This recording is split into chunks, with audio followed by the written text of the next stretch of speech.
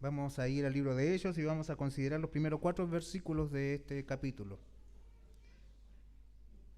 Nos ponemos de pie para que juntos leamos la palabra del Señor. Dice así: y Saulo consentía en su muerte.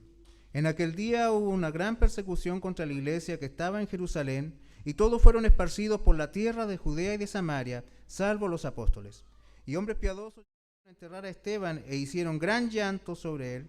Y Saulo asolaba la iglesia y entrando casa por casa arrastraba a hombres y a mujeres y los entregaba en la cárcel.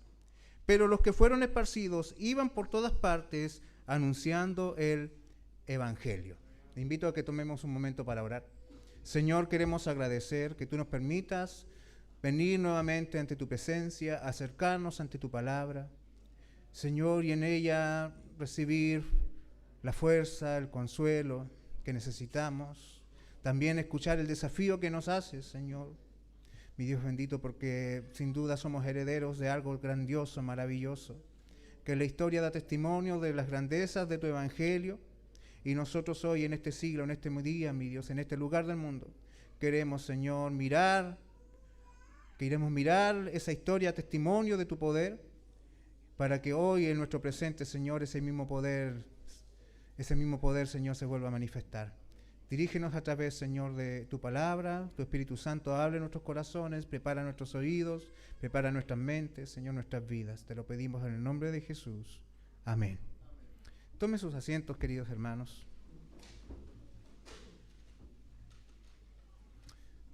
Dentro de la historia de la iglesia, muchos de los momentos más gloriosos fueron precedidos por momentos también de gran poder.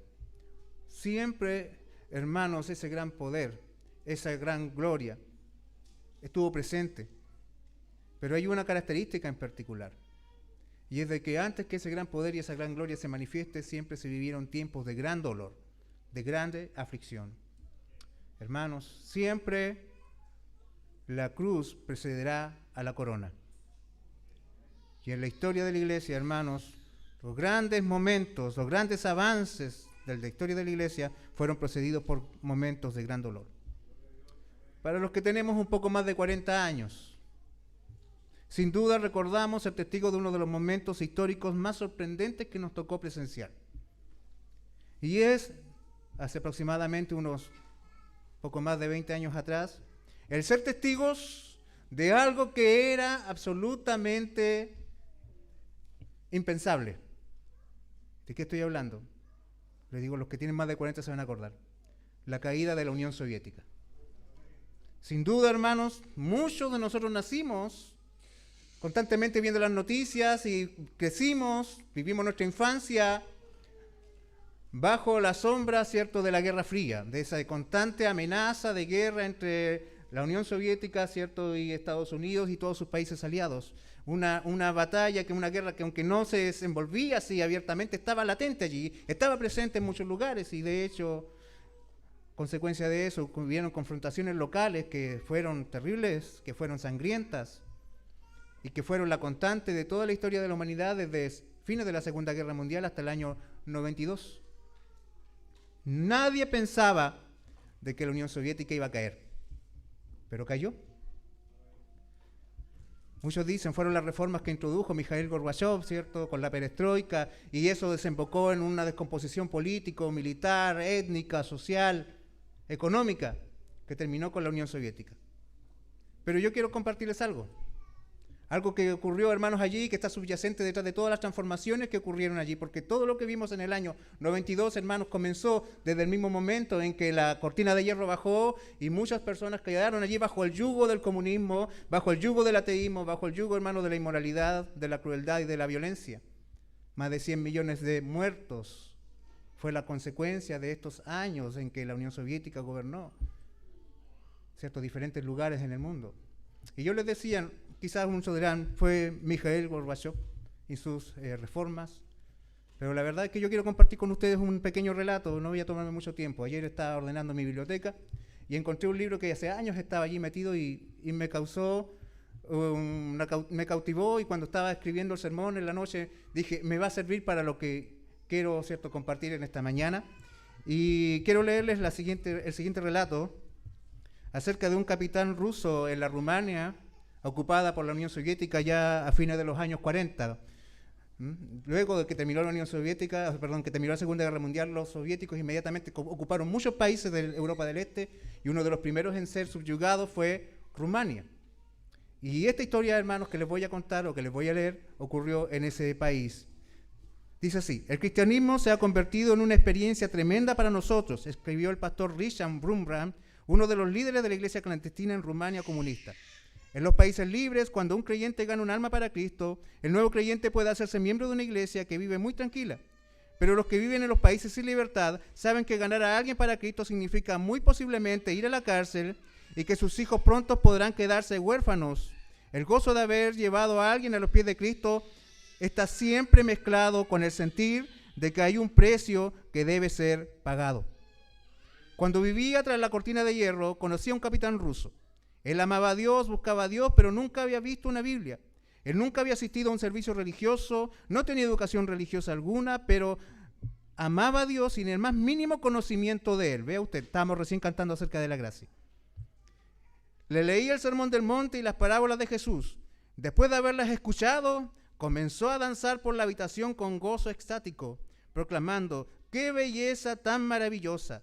¿Cómo pude vivir sin conocer a este Cristo? Era la primera vez que veía a alguien regocijarse tanto en Cristo. Entonces cometí un error, dice el pastor.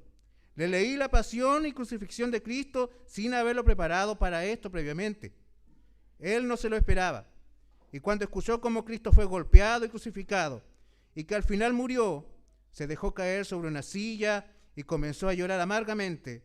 Él había creído en un Salvador y ahora su Salvador estaba muerto. Lo miré y me sentí avergonzado por referirme a mí mismo como cristiano, pastor y maestro de otros, y nunca antes había compartido los sufrimientos de Cristo como este oficial ruso lo estaba compartiendo. Verlo a él fue para mí como ver a María Magdalena llorando a los pies de la cruz ante la tumba vacía.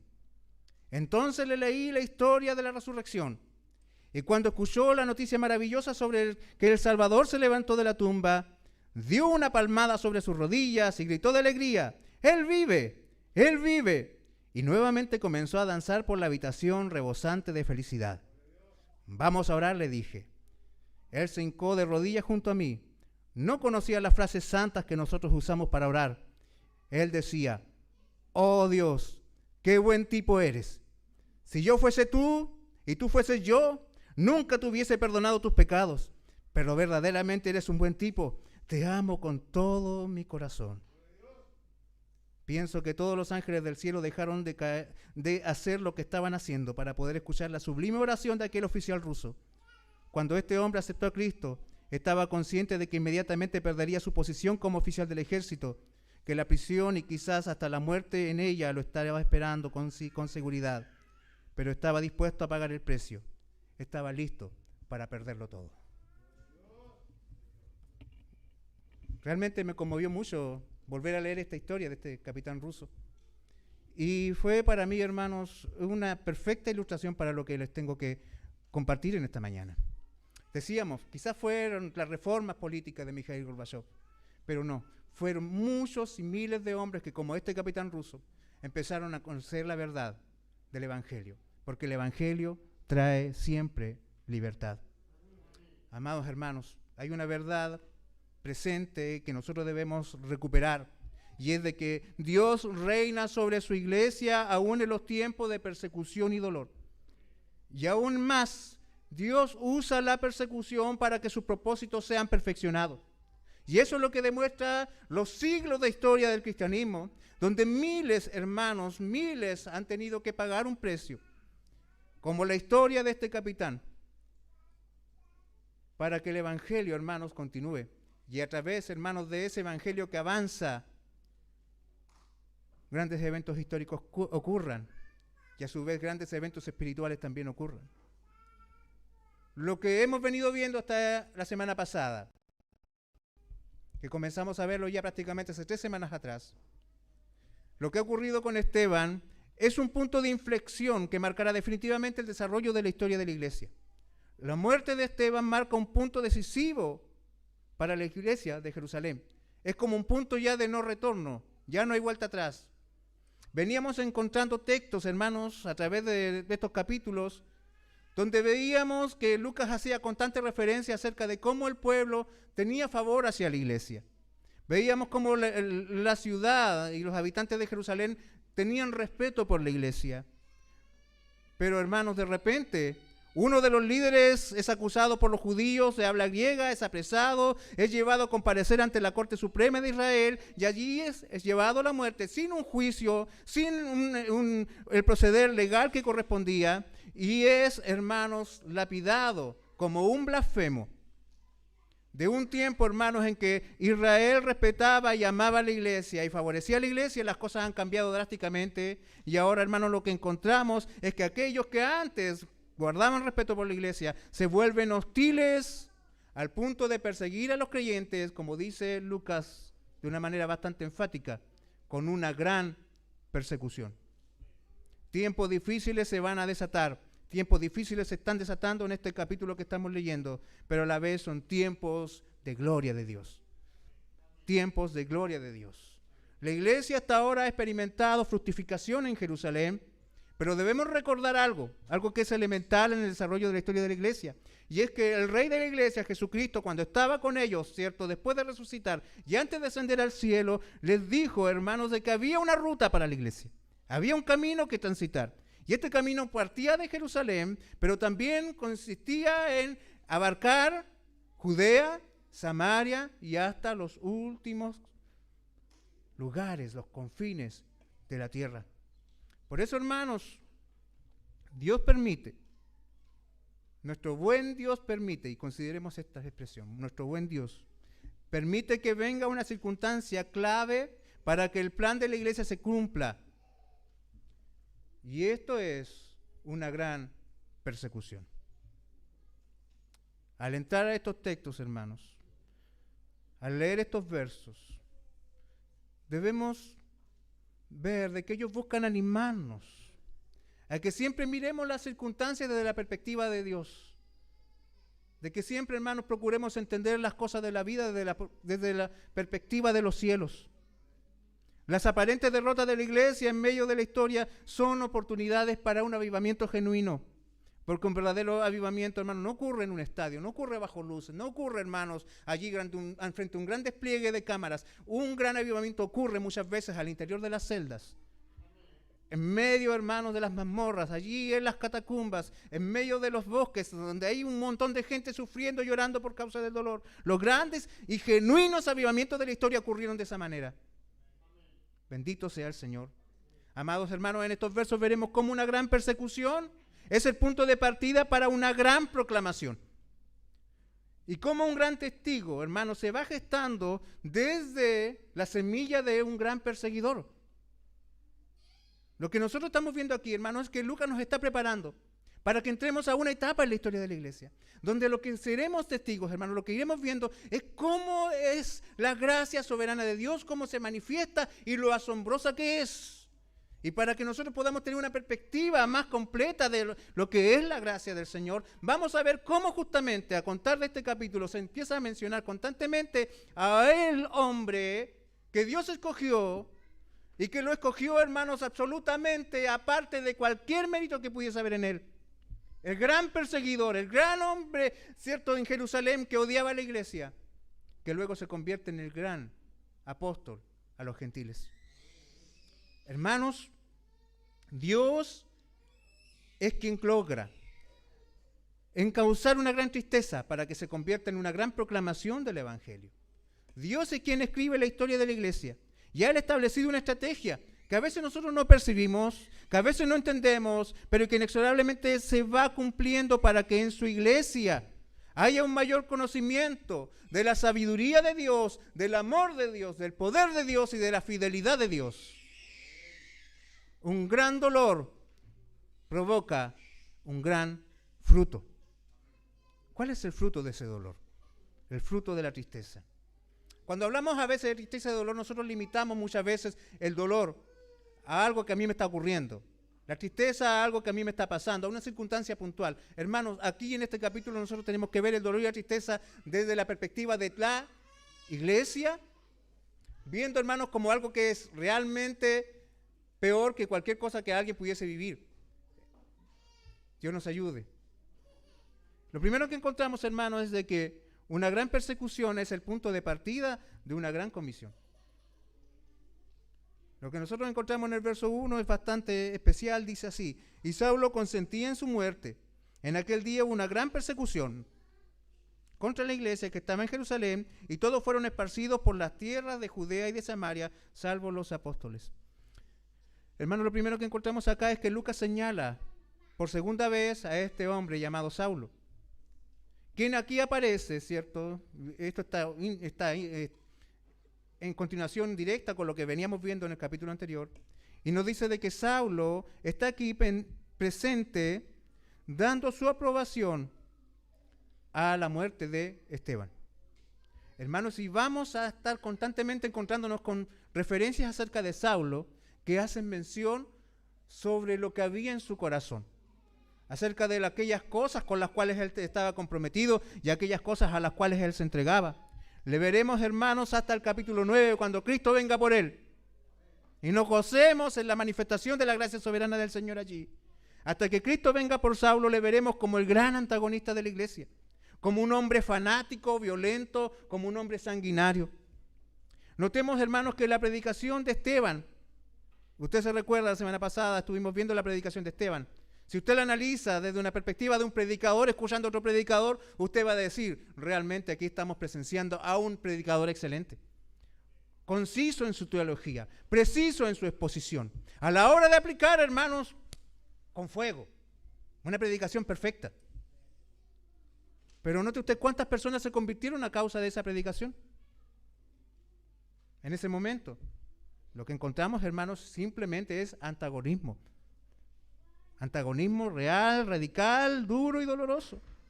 Y aunque, si usted se acuerda, el rostro de Esteban, si queremos añadirle un elemento además de lo que es la predicación misma, dice el texto de que resplandecía como el rostro de un ángel. Hay una manifestación sobrenatural allí aún, pero aún así los hombres no se rinden al evangelio. Pareciera que todo fue inútil. Pareciera que todo fue inútil. Es más, hermanos, nosotros encontramos de que fue rechazado, y ese rechazo por la predicación de Esteban, hermano, llegó a tal punto que el mensajero fue asesinado, y la muerte de Esteban, hermano, fue entendida por todo el pueblo de Jerusalén como algo que estaba aprobado por Dios, como algo que era bueno, como algo que era necesario. Que Esteban muriera, para muchos significó de que Dios mismo estaba allí activamente aprobando esa muerte. Y por lo mismo Saulo, hermano, siendo un hombre celoso, toma parte, no pasiva, no es solamente un mero testigo, sino que activamente él participa de la muerte de Esteban, porque él entiende de que eso es lo que Dios quiere. ¿Se da cuenta usted al punto en que una mente puede estar cegada? ¿Se puede dar cuenta usted aquí de que si usted alguna vez creyó en el Evangelio, no se trató de su inteligencia, su habilidad o su pureza espiritual? Si usted cree, si usted hoy se goza en el Evangelio, si usted al escuchar la palabra experimenta gozo en su corazón, es porque sin duda Dios le ha amado y ha tenido misericordia con usted, le ha dado de su gracia y hoy día puede abrazar a aquellos que estos hombres no pudieron abrazar. Bendito sea el Señor. Él toma parte activa de la muerte de nuestro hermano Esteban. Y de hecho mismo Saulo, hermanos, cuando cuenta su testimonio posterior, allá bien avanzado en el libro de Hechos, en el capítulo 22, verso 20, oímos que él, haciendo referencia de estos eventos, decía: y cuando se derramaba la sangre de Esteban, tu testigo, yo siempre también estaba presente y consentía en su muerte y guardaba las ropas de los que le mataban. Pablo nunca perdió la perspectiva de su pasado. Y sin duda hay un propósito allí. ¿Por qué Dios, hermano, no nos hace olvidar nuestro pasado cuando nos salva? Hay muchas personas que con dolor se acuerdan de lo que eran y lo que hacían antes de venir al Evangelio y ser salvados por el Señor, ¿cierto? Y uno diría, sería bueno de que el Señor hiciera algo en mi mente, reseteara mis recuerdos y esas cosas nunca más yo me recordara porque me causan dolor, me causan vergüenza, hice mucho daño, ofendí al Señor con mis vicios, con mis palabras, con mi forma de vida. Pero sin duda hay un propósito que esas cosas queden allí. Vamos a seguir más adelante viendo eso. Lo que es claro, hermanos, decíamos la semana pasada, es que con esta muerte, la muerte de Esteban, se cierra una etapa dentro del desarrollo de la historia de la redención. Primero decíamos, el templo nunca más fue considerado como un punto de reunión para los creyentes, el templo en Jerusalén. Y de hecho, hermanos, lo que nosotros vemos acá es de que de aquí parte una nueva etapa en el desarrollo justamente de esta historia de la salvación. Y es de que, hermanos, nosotros vemos de que el rechazo constante de los judíos hacia los testigos del Señor, primero, ¿cierto? Si usted se acuerda más atrás, no yendo al tiempo de los profetas del Antiguo Testamento, sino que partiendo, hermanos, unos 40, 30 años atrás, los judíos rechazaron a Juan el Bautista. Luego, hermanos, rechazaron al mismo Mesías. Y aquí, hermanos, a uno de sus testigos también le rechazan. Y este acto, hermanos, cierra un ciclo.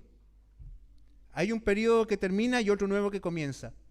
Desde este punto en adelante, la salvación también será activamente proclamada a los gentiles, a los extranjeros, a los que no son judíos. Por lo tanto, estamos diciendo, hermanos, de que estamos aquí pasando por un momento que es crucial en la historia de la iglesia. Hay fechas que son esenciales y esta es una de ellas. El texto nos dice, en aquel día, en ese momento específico, en ese día en que Esteban fue sacrificado, ese día en que Esteban murió, es señalado en los calendarios de la dispensación de la gracia del Señor, por decirlo de una manera, como una fecha importante para la iglesia. Porque también ese día en que Esteban murió, se inició la primera gran persecución contra la iglesia.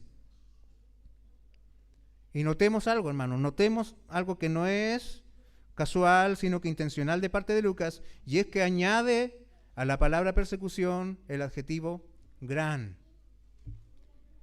Gran, que del griego, hermano, se traduce como mega, la palabra mega. Yo sé que cuando ustedes le hablan de mega, tiene la noción de algo inmenso. Y sin duda esto, hermanos, quiere darnos a entender de que las circunstancias de esa persecución fueron intensas, fueron abundantes, fueron violentas. No es una persecución como la que hasta este momento venían experimentando, que era simplemente oposición, amenazas, prohibiciones. Nunca más lo vuelvas a hacer o te meto en la cárcel. Aquí lo que nosotros vemos, hermano, es un desborde de maldad, de violencia contra la iglesia. Y esto está escalando a una forma violenta, hermanos, de tratar de exterminar a la iglesia.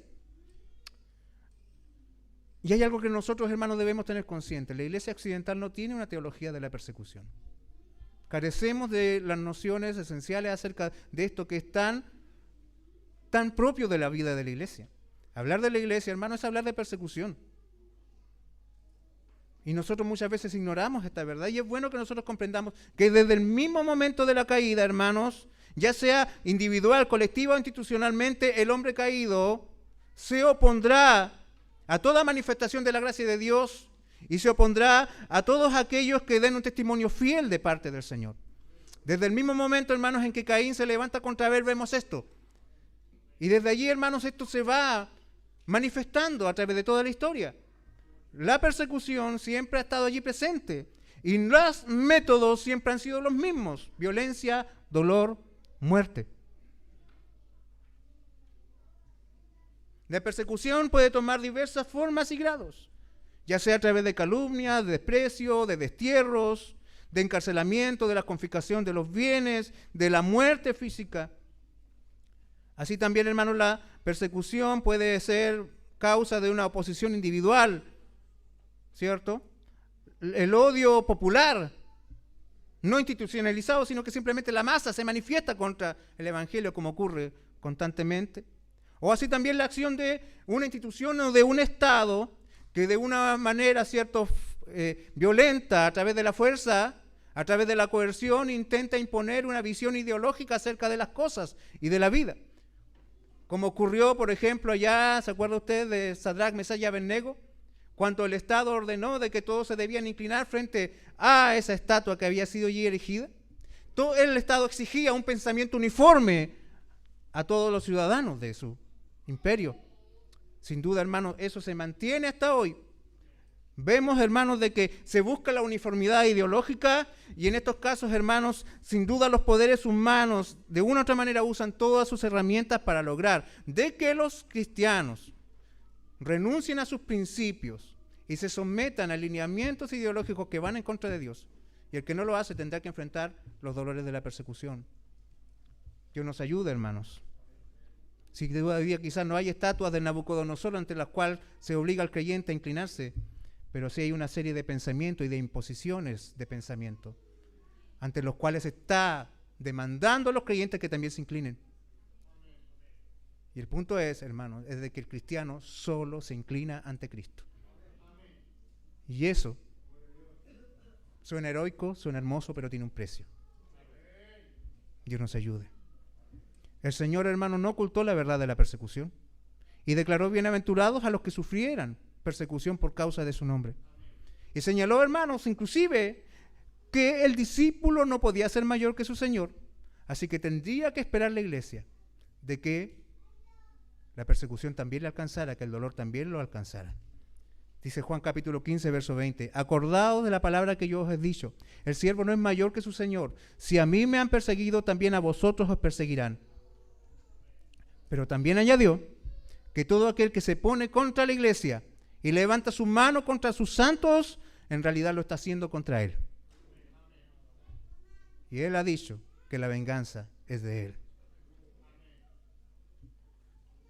Sin duda, hermanos, viendo las cosas desde la perspectiva de nuestra realidad, desde la perspectiva de un hombre que asiste a eventos históricos y que percibe la historia frente a sus ojos, la persecución trae muerte, pobreza y dolor a la iglesia.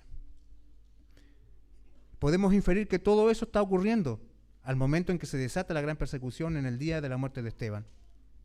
Pero Lucas hace un énfasis en particular.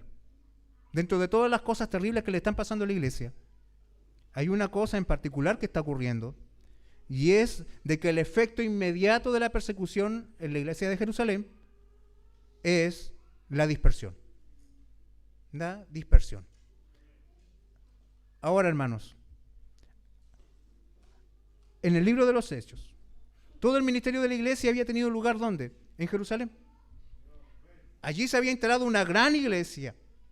Una iglesia, hermanos, que había crecido abundantemente, que tenía la capacidad inclusive de satisfacer las necesidades materiales de las personas.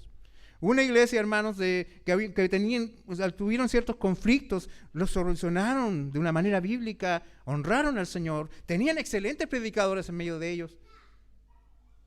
Pero cuando vino esto, hermanos, esta violenta persecución, hizo que los creyentes, hermanos, tuvieran que dejar su forma de vida atrás, tuvieran que abandonar sus hogares, tuvieran que ver a sus familiares morir.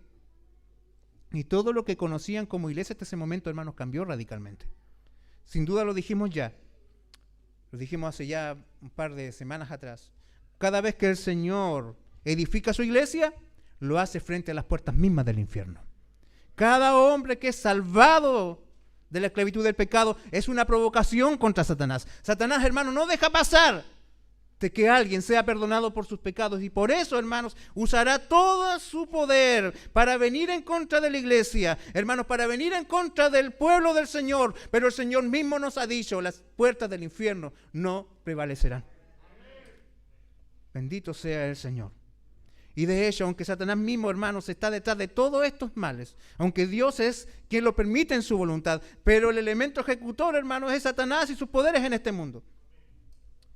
Una cosa queda clara, de que lejos de ser el fin del cristianismo, lejos de ser, hermanos, el fin de la historia de la iglesia, esto que estamos viendo aquí, es el medio que Dios usa para que la iglesia crezca, se multiplique y avance en los propósitos del Señor. Hermanos, nada más lejano que los planes originales del enemigo de la iglesia. Bendito sea el Señor. El Señor, antes de ascender a los cielos, dijo en Hechos capítulo 1, verso 8, que la venida del Espíritu Santo era para dar poder a los creyentes. Y este poder, hermanos, consistía en capacitar a la iglesia para que iniciara justamente esa gran comisión que Dios le había entregado. Porque, hermanos, consideremos esto, la gran comisión es inalcanzable con medios humanos. Eso de ir por el mundo y predicar el evangelio, hermanos, es algo imposible Pero como el Señor sabe que es algo imposible, inmediatamente promete la venida del Espíritu Santo.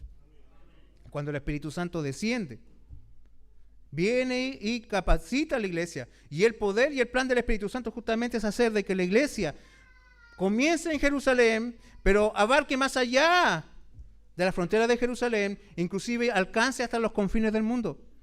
¿Se acuerdan ustedes de ese texto? Hechos 1, verso 8. Pero recibiréis poder cuando haya venido sobre vosotros el Espíritu Santo y me seréis testigos en Jerusalén, en toda Judea, en Samaria y hasta lo último de la tierra.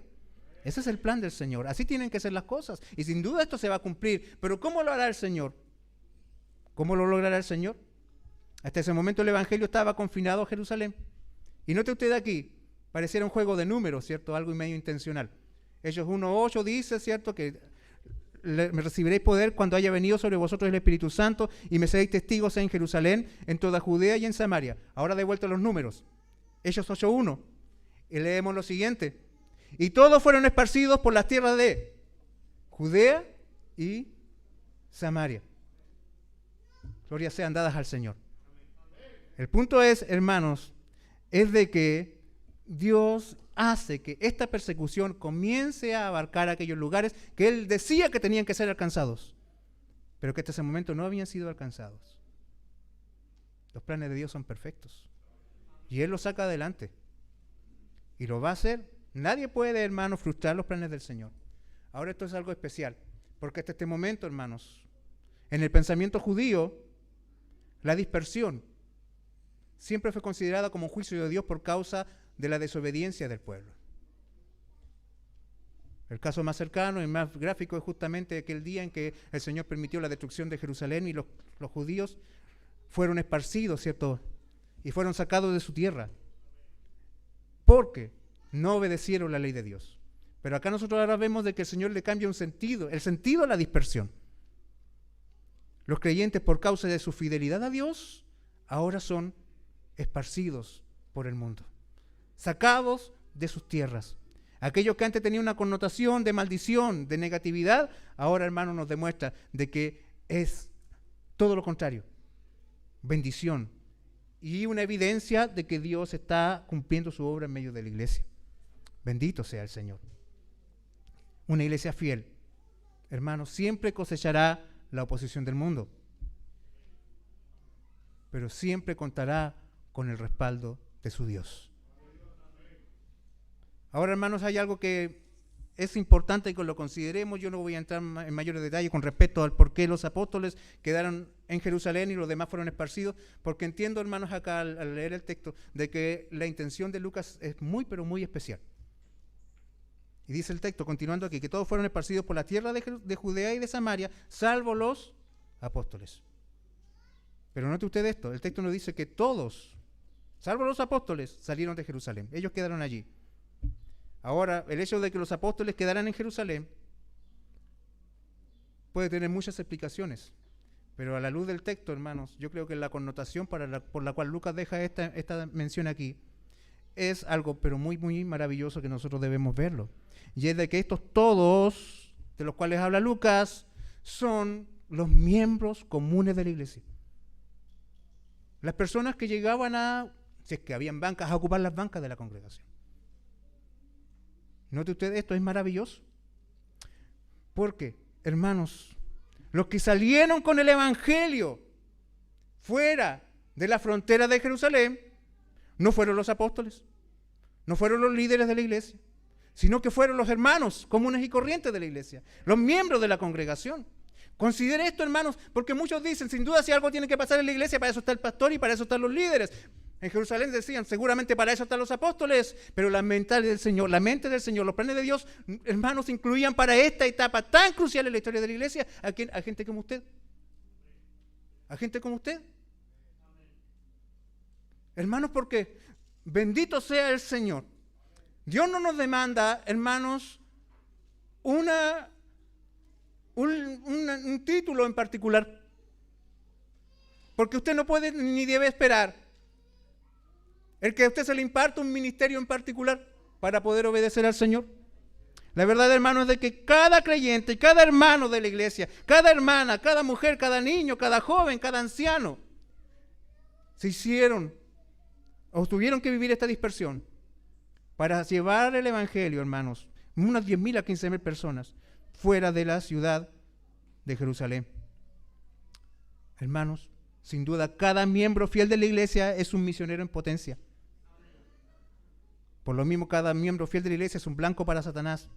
Pero cada hermano de Jerusalén había escuchado el evangelio, había sido testigo del poder de Dios, habían experimentado la gracia del Señor. Así que sin asumir, hermanos, un nombramiento en particular, ellos simplemente entienden de que su responsabilidad es ir y evangelizar. Esto es ir y evangelizar. Cuentan una historia de que cuando se construía el tabernáculo metropolitano de Londres, donde el pastor Charles Spurgeon predicó por muchos años, y se diseñó ese edificio, se hizo para que contribuyera a muchas personas, miles de personas, cerca de, no sé si me quedo corto, unas 12.000 personas allí. Y un día, mientras visitaban allá la construcción, uno de los líderes de la iglesia, uno de los hermanos de la congregación le dijo: es un templo imponente, amplio, pero mi pregunta va ahora, ¿cómo piensas llenarlo?, le dijeron a Spurgeon. Y él le dijo: mira, mi tarea es llenar el púlpito, llenar las bancas es tarea de ustedes. ¿Entienden lo que le estoy diciendo? Muchos dicen, la iglesia no crece porque los líderes son aquí, los líderes no hacen esto. Hermanos, pero ¿a quién Dios le imparte la responsabilidad del crecimiento de la iglesia, de la multiplicación de la iglesia? A todos, a los miembros de la iglesia. Esta imagen, hermanos, es muy puntual y necesaria que la consideremos porque, hermanos, nosotros podemos ver nuestra realidad. La realidad de la iglesia actual, sin duda, es un contraste con la realidad de la iglesia de Jerusalén sufriendo la persecución. Hermanos, porque hoy día los miembros de la iglesia asumen un rol más bien de espectador y están siempre esperando que los líderes hagan todo, que los líderes hagan crecer la iglesia. Pero, hermanos, Dios no quiere espectadores en su iglesia. Dios quiere testigos en su iglesia. Y cada uno de aquellos que han sido salvados deben estar dispuestos a hacerlo. Porque todos aquellos que han sido salvados ya tienen el Espíritu Santo. Por lo mismo, hermanos, a veces Dios, para hacer de que su iglesia se encauce, termina con la comodidad de la iglesia. Termina con la tranquilidad de su iglesia. Para que a través del dolor asuman una actitud activa en su reino. Nuestro status quo, este estado tan de comodidad en que nos encontramos, hermanos, da la impresión de que necesita ser sacudido. Necesita ser sacudido con aflicciones. Con aflicciones que, hermanos, tengan que ver con toda la congregación. La persecución, hermanos, fue el punto de partida para que la gran comisión comenzara a cumplirse, y esta gran comisión no ha terminado aún. Así que si Dios, hermanos, considera la iglesia del siglo XXI como parte de su pueblo, sin duda Él hará todo lo necesario para que la iglesia del siglo XXI se sume al cumplimiento de la gran comisión. Y eso, hermanos, puede implicar también el término de la comodidad y de este estilo de vida tan placentero que hemos abrazado. Dios nos ayude. Hermanos, Dios usó la persecución para mover a su gente en la misión que les había dado. Y para confirmar este propósito misionero, hermanos, de la persecución.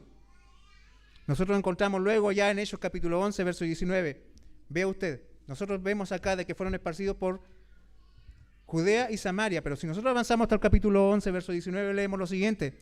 Ahora bien, los que habían sido esparcidos por causa de la persecución que hubo por motivo de Esteban, note usted, pasaron hasta Fenicia, Chipre y Antioquía. Ahora hay una cosa particular, Chipre es una isla. Fenicia, hermanos, era un puerto del mar Mediterráneo. Y usted sabe, hermanos, qué es lo que significa Antioquía para la historia de la iglesia. ¿Se da cuenta usted, hermanos, de que en otras palabras la persecución no solo envió a la iglesia a Judea y Samaria, sino que también la envió más allá a la tierra de los gentiles? Y cuando recordamos, hermanos, el estado de la iglesia de Jerusalén, una iglesia, hermanos, que estaba bien, una iglesia que estaba tranquila, una iglesia que disponía de los recursos necesarios, una iglesia, hermanos, donde nadie pasaba necesidad, donde había buenos predicadores, donde había crecimiento, una iglesia humanamente propicia, fue sacada de su inercia a través de la predicación del Evangelio. ¿Qué es la inercia? es el estado de los cuerpos, que a menos que se le ejerza una fuerza, no se mueven de allí. Si algo está en reposo, permanecerá en reposo hasta que una fuerza actúe sobre ella y la mueva. ¿Es cierto? Y sin duda, hermanos, ¿quién quiere abandonar un estado de reposo? ¿A quién le gustaría cambiar, hermano? Esto de venir a la iglesia y después volver a su vida normal y de que todo su cristianismo simplemente, hermanos, consista en estar aquí un par de horas a la semana. Y luego tengo mi trabajo, tengo mis recursos, programo mis vacaciones, tengo una casa, invierto en ella, me queda linda, ¿cierto? Veo a mi familia crecer, me proyecto en mis hijos, espero envejecer sano, espero mantenerme bien, espero, ¿cierto?, de que el mundo retribuya mi esfuerzo. Pero eso, hermanos, ¿qué provoca? Inercia, un estado de comodidad. Y Dios tiene fuerza para hacer que su iglesia se mueva.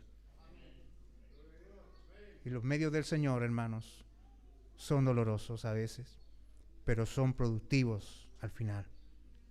Hermanos, muchas cosas buenas, y no digo que sean malas por sí, como lo es la prosperidad económica, la tranquilidad, la seguridad y la libertad, son cosas buenas.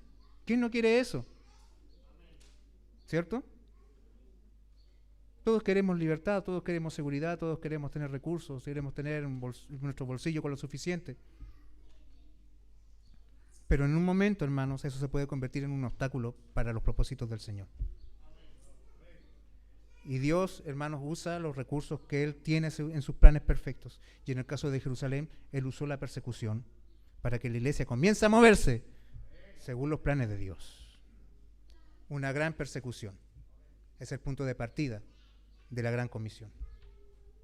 Ahora Lucas continúa escribiendo el ambiente que rodea la iglesia de Jerusalén y nos dice, en el verso 2, y hombres piadosos llevaron a enterrar a Esteban e hicieron gran llanto sobre él. Otra vez Lucas está usando el adjetivo gran. ¿Se fija usted? Lo usó para la gran persecución y ahora dice que hay un gran llanto por causa de la muerte de Esteban. O sea, hermano, hay una tristeza desbordante. Hay mucha pena aquí. Hermano, esto debe haber ocurrido sin duda a pocas horas de que Esteban fuera lapidado. Y seguramente, hermano, estos hombres piadosos que dicen acá son, algunos dicen, judíos que no estuvieron de acuerdo con lo que ocurrió allí en el Sanedrín. Pero lo que nosotros vemos acá, por cómo lo lloran, sin duda eran hermanos cristianos, fieles, que se arriesgaron a tomar el cuerpo de Esteban y darle una sepultura decente, una sepultura para alguien que merece ser honrado. Porque según el Talmud, según la ley, hermanos, ningún blasfemo podía ser llorado. Y todo criminal que muriera por causa de la ejecución debía ser arrojado a una fosa común. Y sin embargo, hermanos, lo que nosotros vemos acá es de que esta gente, estos hermanos, consideraron de que su hermano caído debía ser honrado como lo que era, un santo del Señor. Y ellos, hermanos, lo toman, lo sepultan, y al sepultarlo hay mucha tristeza allí. Hay dolor, hay lágrimas. Y no podemos pasar por alto esto, hermanos, porque Lucas nos está diciendo que fue una gran tristeza, una mega tristeza. Algo doloroso, profundo, hermanos. Nosotros hemos llorado por nuestros hermanos que han partido la presencia del Señor. Y lo hemos visto, hermanos, viviendo sus procesos naturales de enfermedad y cómo van decayendo hasta que al final uno espera de que esas cosas ocurran. Y aunque uno espera, hermanos, nunca uno está preparado para la partida de alguien que ama. Pero cuando ocurre así como le pasó con Esteban, de una manera tan injusta, de una manera tan violenta, de una manera tan artera, y que fue tratado, hermanos, como el peor de los criminales, sin duda el dolor era más agudo y más intenso, la tristeza más grande, la pena más evidente. La iglesia está impactada por la pérdida del hermano Esteban, quien es descrito como un hombre lleno de gracia, ¿cierto? Como un hombre lleno de sabiduría, como un hombre lleno del Espíritu Santo, como un hombre, hermanos, que era amado, era un hombre que era fácil de amar en la congregación. Quizás cuántos acordaban de cómo él atendía las mesas y cómo tenía cuidado de las viudas. Era un hombre, hermanos, que amaba el evangelio, era un hombre que amaba la iglesia, era un hombre que amaba, hermanos, a sus compatriotas, era un hombre, hermanos, que amaba la verdad. Amaba la verdad y la proclamaba con fidelidad. Y ellos vieron, hermanos, a Esteban vivir el evangelio, pero también le vieron morir por la verdad que él abrazó. Y esto quedó latente frente a sus ojos, hermanos. Amar la verdad y defenderla tiene un alto costo. Tiene un alto costo. Y ese costo, hermanos, significará dolor, tristeza para la iglesia. La iglesia no estará libre de la tristeza, de la pérdida, del dolor. La pena se manifiesta por la partida de cada uno de nuestros hermanos. Pero sin duda, en medio de una persecución, ese dolor es aún más agudo. El Señor advirtió a su iglesia que en el mundo tendrían aflicción. Cuando hablamos de aflicción, hermanos, no estamos hablando de que el sueldo no alcanza hasta fin de mes. No estamos hablando de que quedaron deudas sin pagar, ni estamos hablando de que nuestro auto no es tan bueno como el del vecino. No, la aflicción es esto. Ver hermanos morir, ver hermanos sufrir, ver la maldad del mundo desatarse contra uno de los hombres más santos que la iglesia conoció, que no se merecía, por decirlo de una manera, esto que le pasó. Aflicción. Y Dios lo dijo, el Señor lo dijo, esto va a ocurrir. Y Pedro dice más adelante que no le parezca extraño que estas cosas pasen. Y Pablo dice, considérenlo una honra sufrir aflicciones por causa del Evangelio. El Señor Jesús dijo que eran bienaventurados aquellos que sufrían persecución. El Señor advirtió que su iglesia tendrá aflicción, pero también prometió de que los cielos tendrá una gran consolación. Que no hay lágrima derramada en este mundo por los santos del Señor que no sea considerada por nuestro Dios como un tesoro precioso. Que Él mismo, hermanos, va a ir y consolar a cada uno de aquellos que han sufrido y que están sufriendo hoy por la causa del Evangelio. Bendito sea el Señor. Una gran tristeza. Y luego vemos aquí, hermanos, también un gran testigo que se va gestando desde la imagen de un gran perseguidor. Entramos al verso 3 y dice: y Saulo asolaba la iglesia y entrando casa por casa arrastraba a hombres y a mujeres y los entregaba en la cárcel. Esta es la tercera vez, hermano, que Lucas menciona a Saulo, y ahora, hermano, lo muestra como el protagonista directo, el causante directo de la persecución a la iglesia en Jerusalén. Él es el instrumento para que los designios de los líderes del Sanedrín se puedan concretar. Y Lucas señala que Saulo fue el que estuvo allí confabulando contra Esteban. Saulo estuvo allí dando su aprobación a la muerte de Esteban.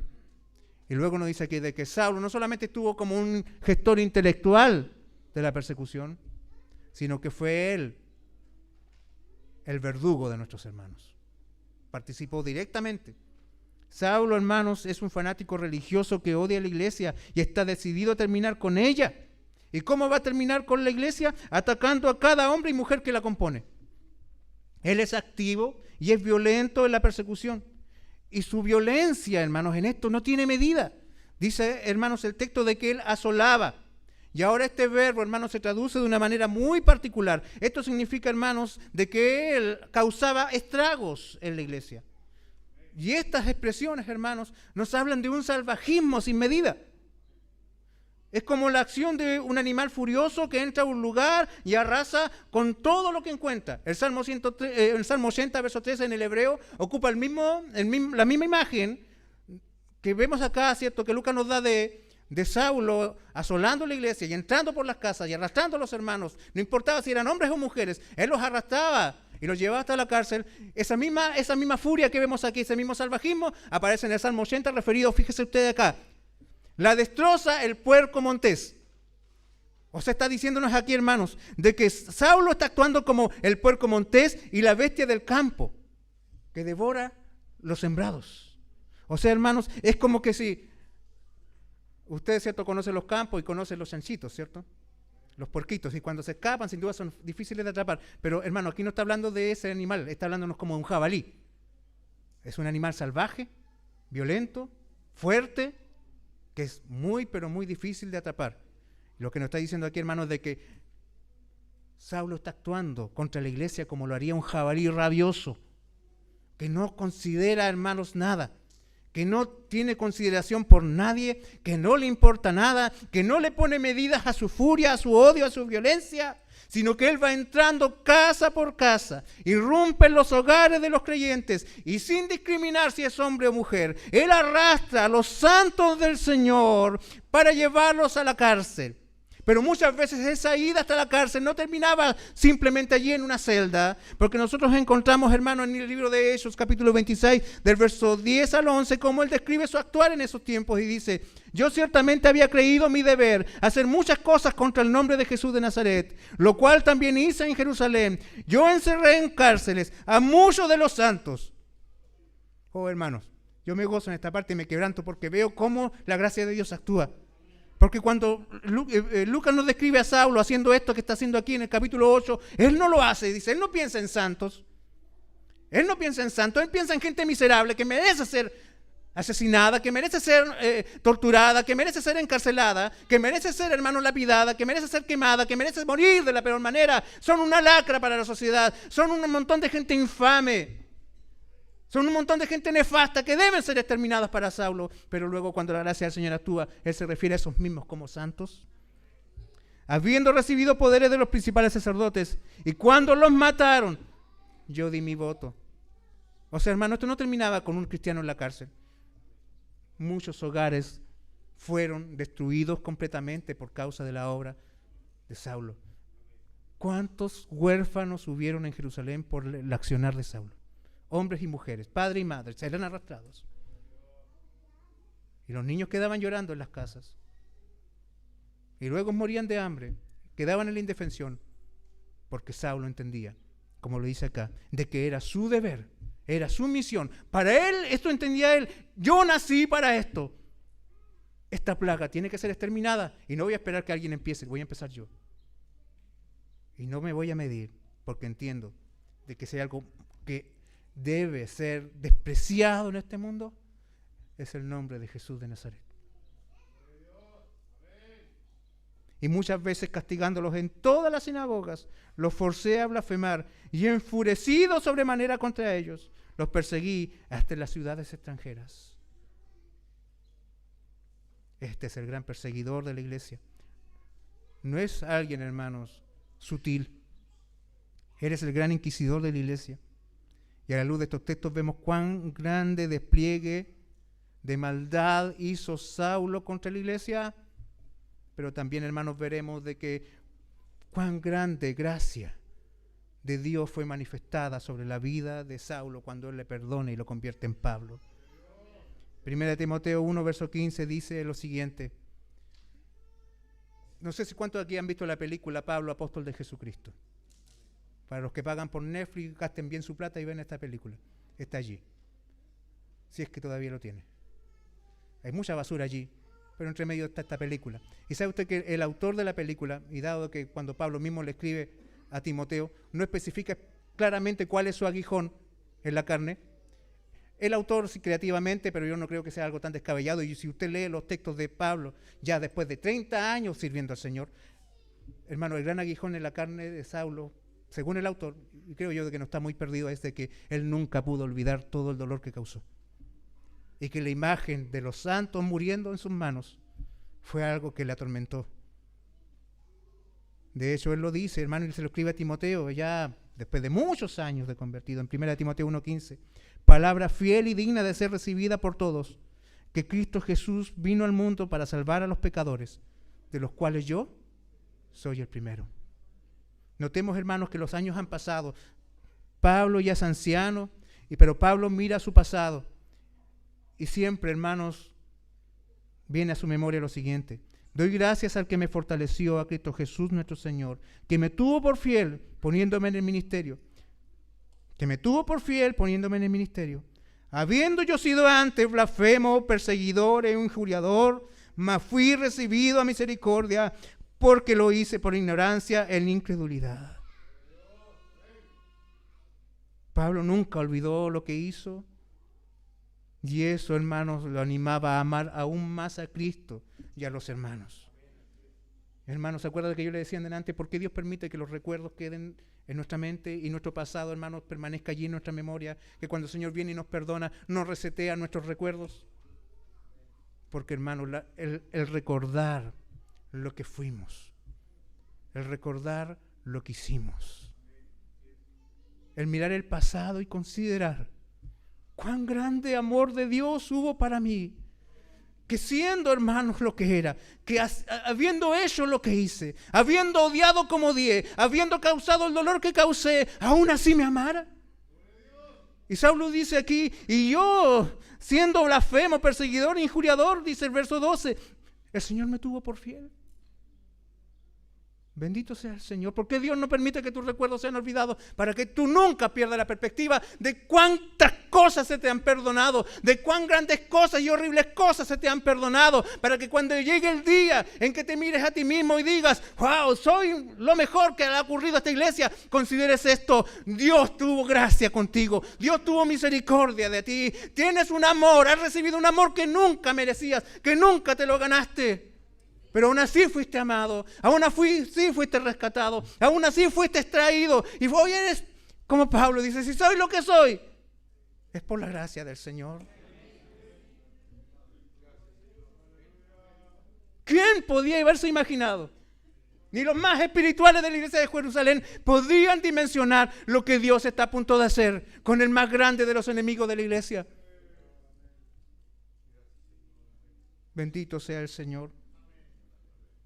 Pablo nunca olvidó lo que fue, nunca olvidó lo que hizo, y por eso, hermanos, cuando fue salvado nunca olvidó la gracia del Señor y nunca, hermanos, menospreció ni se restó en amar a sus hermanos. Cuánto daño provocó, cuánto dolor causó, cuánto dolor le hizo a las familias de Jerusalén, y cuánto amor recibió de aquel que le perseguía. Él le dijo al Señor: Saulo, Saulo, ¿por qué me persigues? Y él dirá: pero tú ya estabas muerto, Jesús, y a los que yo maté fueron a esos que hablaban en tu nombre. Pero el Señor dijo: a mí me estabas persiguiendo. Él nunca pudo olvidar su pasado, de que era como un jabalí salvaje entrando por las casas y arrasando con todo lo que estaba allí. Si era mujer, no importaba, la arrastraba igual como un hombre.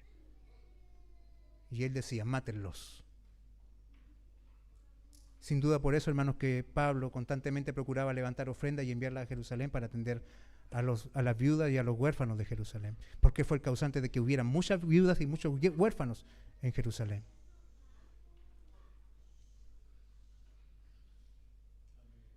Un gran testigo siempre será fruto de una gran gracia del poder de Dios, de una gran manifestación de la gracia del Señor.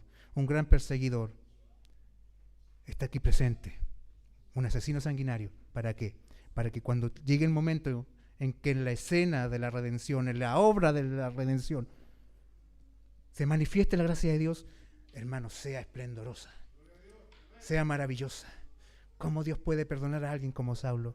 Sí, Él puede perdonar a gente como Saulo, gente como yo y gente como tú, porque no tiene medida la gracia del Señor. ¿Quién podría perdonar lo que Saulo hizo? ¿Se acuerda usted del capitán ruso? Dios, si yo fuera tú, yo nunca te hubiera perdonado. Si yo fuera Dios, yo no perdonaría como tú perdonas. Pero Dios perdona como solo Él sabe perdonar. ¿Y se acuerda usted de cuál fue la última oración de Esteban? Mientras ella estaba ya a punto de entregar su último aliento, él pedía al Señor allí: no le tomes en cuenta este pecado. Y la oración de Esteban fue escuchada. Y este gran perseguidor luego es perdonado y transformado y se convierte en un gran mensajero del Evangelio. Bendito sea Dios. Y con esto ya, hermanos, entramos al final de nuestra lectura de hoy en el verso 4 y vemos cómo una gran tristeza provoca una gran proclamación. El verso 4 nos introduce al resultado de todo lo que está ocurriendo, al resultado final. Y lo hace, no sé si usted ya se dio cuenta y lo marcó en amarillo, lo rayó en su Biblia, lo señaló como algo puntual, con un pero. Saulo asolaba, Saulo mataba, Saulo perseguía, ponía a la gente en la cárcel, pero ¿qué pasó con la iglesia? Lejos de lo que Saulo se propuso, lo que ocurrió en la iglesia fue un despertar glorioso. Lejos de conseguir destruir y paralizar la iglesia, lo que se consiguió fue una gran proclamación del Evangelio. Porque aunque Satanás ponga en marcha todos sus planes de exterminio contra la iglesia, el Evangelio sigue siendo una buena noticia. El Evangelio sigue siendo salvación. El Evangelio sigue siendo gozo. Los cristianos perseguidos, hermanos, muy diferentes a los cristianos del siglo XXI de este lado del mundo occidental, hermanos, en vez de amilanarse, en vez de volverse a sus casas, en vez de sentirse ofendidos, en vez de sentirse con ansiedad, van siendo esparcidos y a la vez que van huyendo, dice la palabra del Señor, que van proclamando el Evangelio. Predicaban la palabra de Dios en donde quiera que iban. Hermano, esta gente ha perdido sus casas. Esta gente ha perdido a sus familiares. Esta gente, hermanos, después de haber tenido todo, ahora están quedando en la miseria absoluta. Pero en vez de callar, ellos proclaman el Señor. Y note usted el texto que usa, el verbo que usa aquí Lucas para describir lo que ocurrió con la iglesia. Y es el que fueron, ¿cómo? Esparcidos. Esta es la imagen, hermanos, de un sembrador que arroja semillas. Y cada creyente entonces se convierte como una semilla que es lanzada a la tierra para que al caer a la tierra, como ocurre con todas las semillas, muera allí. Pero de esa muerte, hermanos, surja vida. Bendito sea el Señor. Los creyentes se han convertido en semillas que llevaron la vida del Evangelio a tierras extranjeras. Por eso, hermanos, no podemos olvidar lo que dijo Justino Mártir. La sangre de los mártires es la semilla de la iglesia. Y este proverbio, hermanos, sin duda ha quedado a través de la historia y por el tiempo, hermanos, se convirtió en una verdad. Todos aquellos que fueron perseguidos a contar de la muerte de Esteban, cada uno de ellos se convirtió en un instrumento de la gracia del Señor para muchos otros que de otra manera nunca hubiesen escuchado el Evangelio. Donde quiera que iban, hermanos, ellos hablaban del Señor y los campos de Judea y los campos de Samaria comenzaron a oír las buenas nuevas y luego iglesias fueron fundadas allí. Hermanos, ¿qué quería Satanás con esta persecución? Detener la iglesia. Y puso al mejor de sus soldados a conseguirlo, a Saulo. Pero ¿qué hizo? ¿Qué logró, hermano? Sea lo que sea que Satanás se proponga, Dios ya trazó un camino para su pueblo. Y que ha de ser recorrido y que nadie podrá entorpecerlo. Las puertas del infierno no prevalecen contra la iglesia. Y allí en la persecución, producto de la gran persecución, hubo luego una gran proclamación. Bendito sea el Señor. Hermanos, no perdamos de vista esto. El dolor sufrido por la iglesia en Jerusalén es intenso, inmenso, angustiante. Esteban fue el primero de muchos que murieron por la causa del Evangelio. Las filas de la iglesia están siendo diezmadas. Hay muy preciosas bajas allí. Muchos hermanos están llegando a las cárceles, están siendo torturados, los están perdiendo todo, están muriendo, pero el fruto de esa persecución es maravilloso. El Evangelio se está quedando sin fronteras. No hay límites para la salvación y la iglesia se hace más preciosa a través de la persecución. Dios nos ayude. Porque nuestros tiempos han sido, desde una parte hasta acá, tiempos de libertad, prosperidad y comodidad. ¿Y el resultado de eso qué es? Una iglesia débil, una iglesia sin carácter, una iglesia, hermanos, infantilizada, una iglesia tibia, y con un apego vergonzoso por lo material. Vergonzoso por lo material. Debiéramos preguntarnos si estamos muy cómodos así.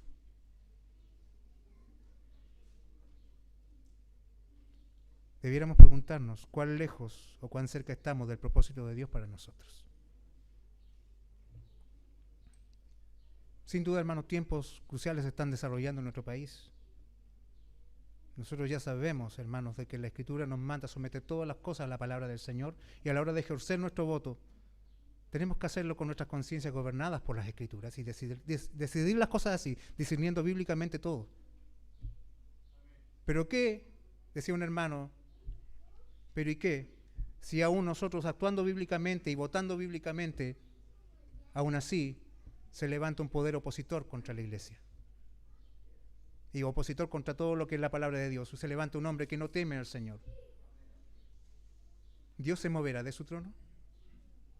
Esto no significa, hermano, que debemos ser despreocupados y negligentes. No. Tenemos que ser ciudadanos sabios. Pero ¿sabe usted que aún a pesar de que seamos ciudadanos sabios, Dios si quiere puede permitir que un Nabucodonosor se levante? Puede permitir que una nueva Unión Soviética se levante. Puede permitir, hermanos, que un nuevo Saulo se levante. Pero Dios se moverá de su trono.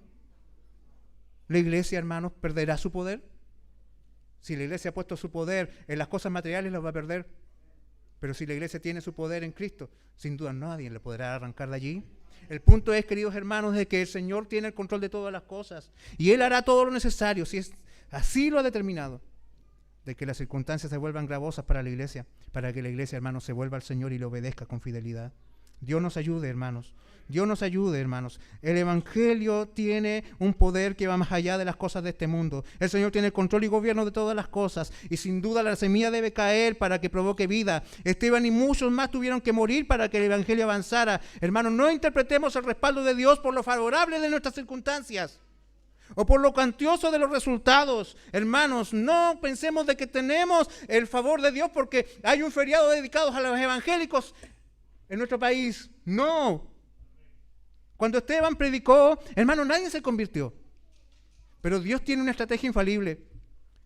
Él murió por predicar, pero el Señor trajo un renuevo en la iglesia.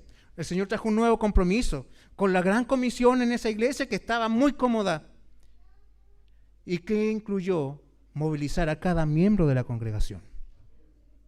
El punto es, hermanos, es de que sin duda el Señor hará cosas poderosas con su iglesia, pero no va a prescindir ni de ti ni de mí. Y que no va a esperar que tú te titules en tu seminario, o de que tengas un nombramiento, o que seas considerado dentro del liderazgo de la iglesia para usarte. Porque todos somos semilla. Y como toda semilla, tenemos que morir. Pero que valga la pena. ¿Estás haciendo algo significativo con tu vida? ¿Estás haciendo algo significativo para el reino con tu vida? Alguien dirá, sí, estoy construyendo una casa grande para mis nietos. No, no te hablo de eso. ¿Estás compartiendo el evangelio con tus nietos? ¿Estás partiendo, hermanos, por Jerusalén? Hermanos, queremos llegar a Samaria, pero muchos ni siquiera partimos todavía con Jerusalén.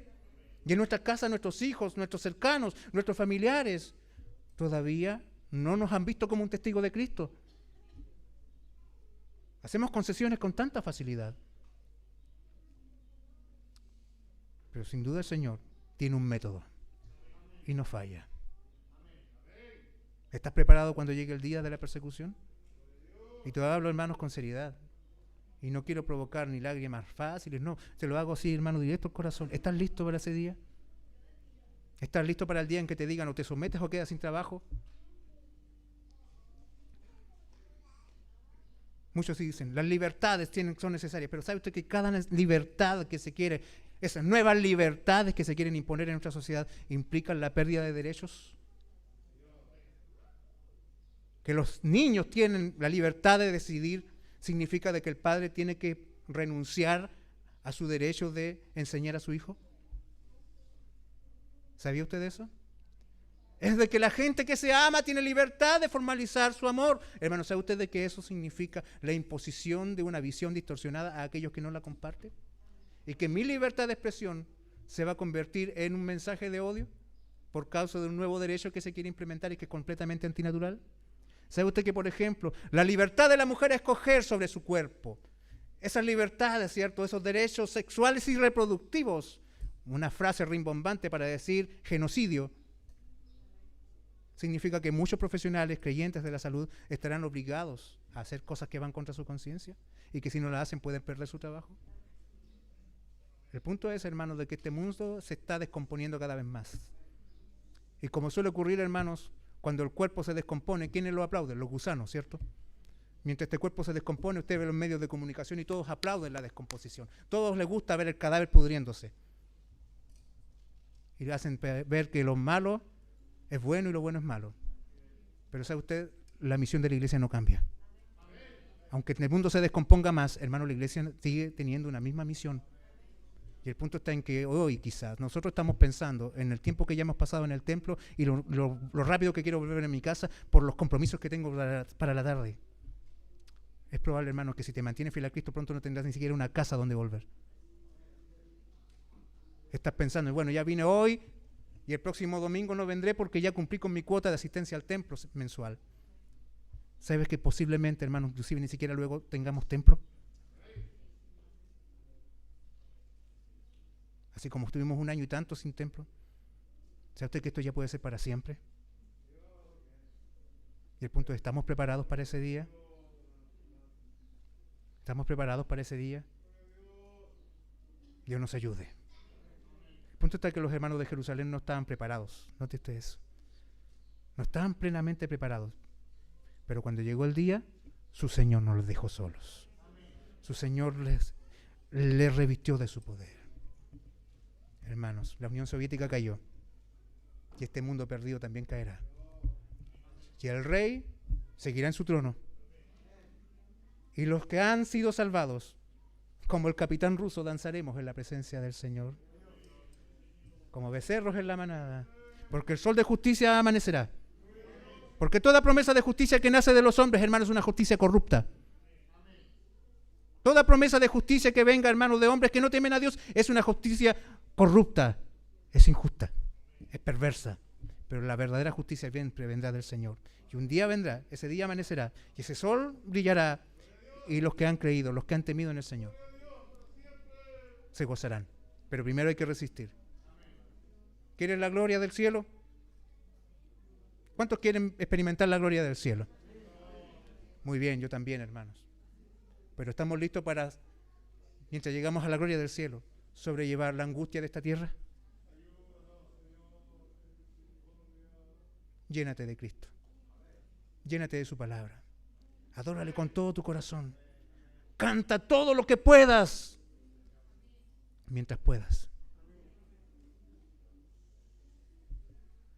El Señor nunca dejó solo a su iglesia. Cada hombre que nosotros recordamos con reverencia como a hermanos dignos de ser recordados, nos señalan. Somos testigos. Somos sus testigos, iglesia. No nos defrauden ustedes ahora. Cada hermano que muere en cada uno de esos países que están allí en las graderías viéndonos correr la carrera.